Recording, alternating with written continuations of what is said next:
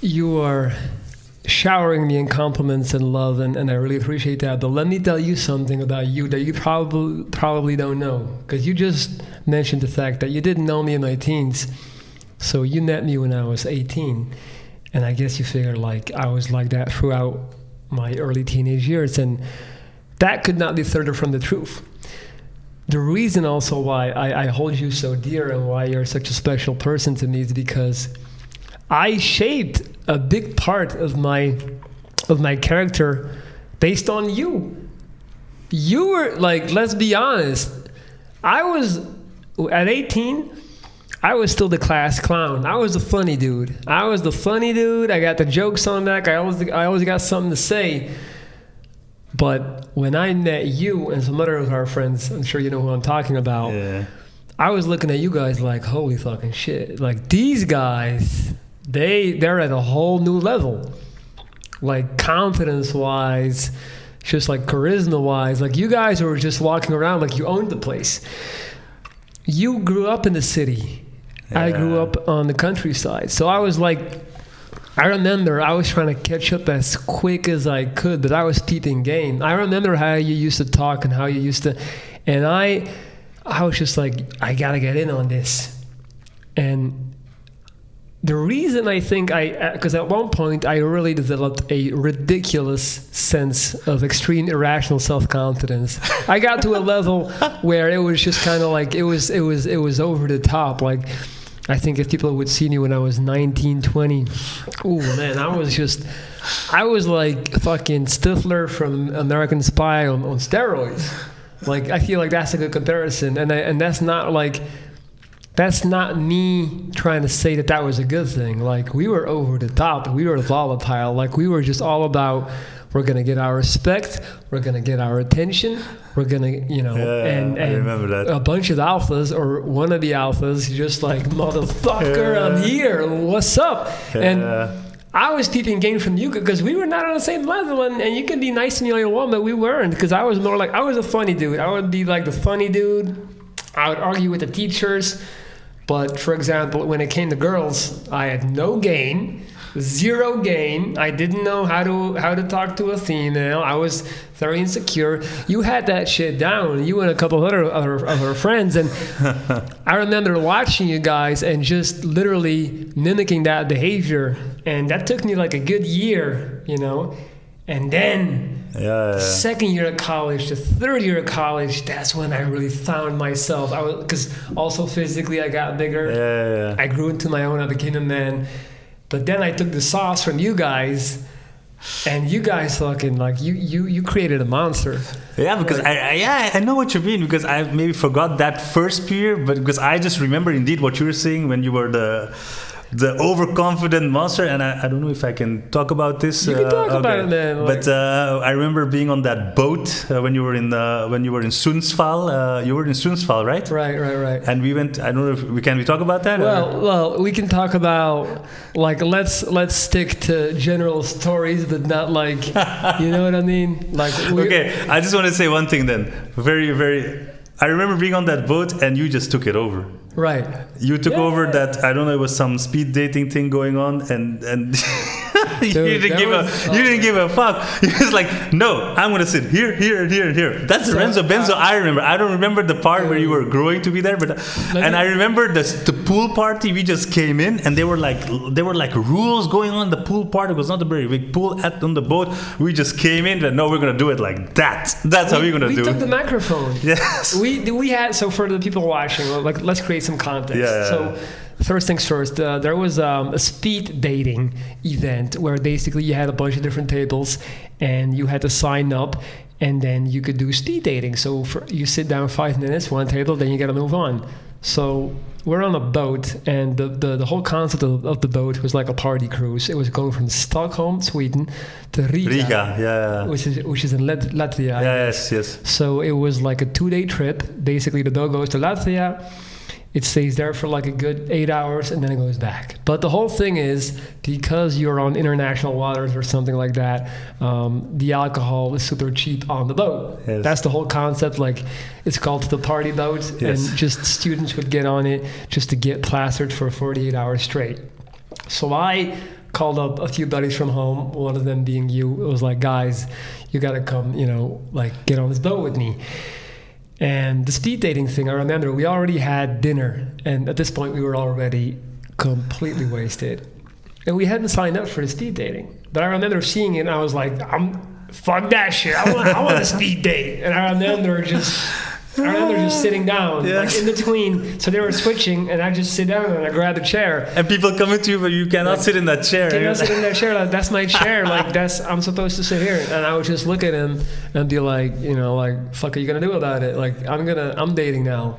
But that's the Renzo Benzo. Like I said, that's the Renzo Benzo I knew, and I still know like now. But I'm not like that anymore. No, of course. You've grown up. This is talking about 10 years ago. This is 10 years ago. And I want to make this clear because people are going to take this as me like boasting. Of course, it's fun to look back on it, but I was not a nice guy. Like, I was really an asshole. I was a very douchey person, and I deserved to get my ass whooped numerous times. Like, that's not okay, but that's who I was because I had this... I grew into my man body. I was like, oh shit, with these fucking muscles, I can do anything. And, on all aspects, I just felt fucking invincible. And I was just like, how far can I started realizing that when you just do crazy shit and you do it with just all in confidence, people are going to accept it. People are just going to take it because most people are just scared. Yes. No one's going to stop you. No, absolutely. And I've always been into like psychology, so I became intrigued by this concept, like how far can I push this shit? How far can I push it before someone is really going to go like, yo, that's too far? And it never really happened. That was really what kind of like, it taught me a valuable lesson. So that was the speed dating thing where I just like barged in and started, participating. And then we had that pool party in the boat. And I remember that they had animators with like microphones, and just being like, Group A does this, Group B does that, and you, not me, you, that's true, you grabbed the fucking mic, pushed like, yo, this is my boat now. And that's how it went down. And they didn't do shit. They didn't retaliate. Like, you literally.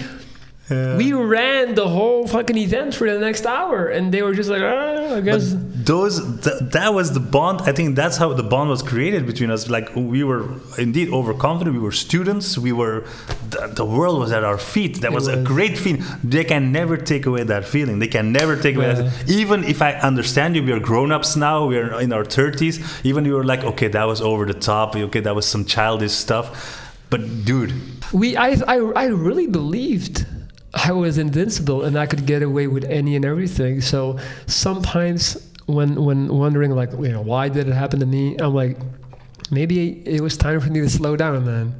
It was. And I cherish those memories, but I also understand and realize that if I would run into us back then, I would fucking hate us. I would make a video about how current youth is so fucked up. No, that's true. But I think that's with a lot of people, regardless, is that when you look at yourself 10 years back and you compare, like, as a person, sure, you don't know that person. Who is that? People change.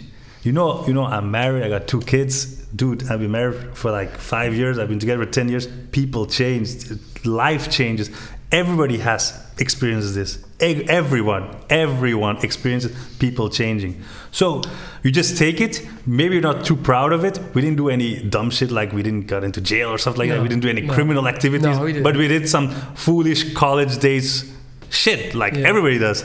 So we did that. We take it. We learn from it. But that's what you need. You need to learn from that shit. You need to learn from that, and that's where you're now a better person than you were then 10 years ago. But I do want to say, and this is where I all started, man. You impacted me and you influenced me more than you ever knew. And I definitely created my character to this day after how you were. Like, I watched you.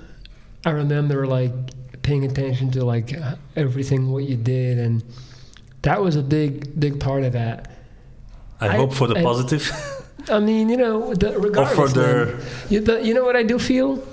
From a psychological point of view, when it comes to that person, I feel like you have more organic true to self, confidence, and it's more natural with you. Whereas with me, I am more of a social chameleon that saw someone or something that I liked, and I was like, let me make that mine.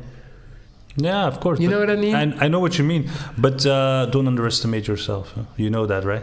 So I know what you mean. You try to mimic and you try to get the positive and the good things from that, vibes from there, and then but you make it your own.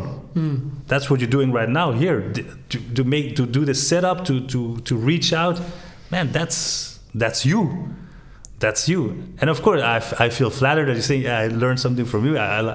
10 years late, I had to wait 10 years, 15 years later to hear that shit. But that's how it goes, right? Because like, even when we would do those crazy things, I was always still kind of pragmatic in the back of my mind.